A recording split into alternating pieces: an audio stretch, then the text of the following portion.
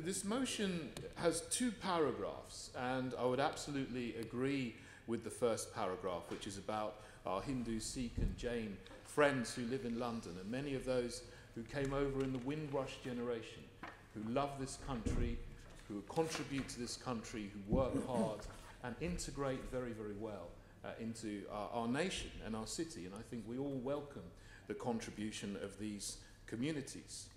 But the second paragraph then goes on to say that diversity and multiculturalism is a strength. Of course. It's not always the case. And we're now heading to a position in London where we are not just a diverse city, but a hyper-diverse city, where the indigenous culture and the indigenous people are in a minority and are on the way to becoming a very small minority, and we've seen that in the census. Yes. Chair, I would appreciate if I could have no interruptions in my speech. If you want to rebut him in a speech. So, as I was saying, 60% of people in this country, in response to a poll earlier this year, said that multiculturalism was a bad thing.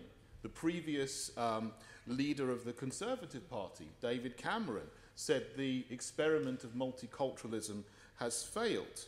And diversity is often taken to mean a diversity of appearance, but without any diversity of thought.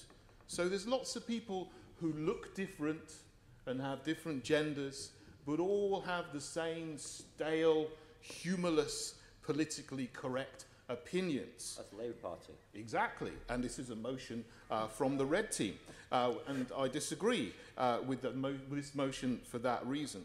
What I'm not going to do, however, I'm not going to vote against the motion. I will abstain because, on behalf of UKIP, I would agree, obviously, with the first paragraph, those migrants, and if we have low immigration into the country of people who integrate well, that's a good thing.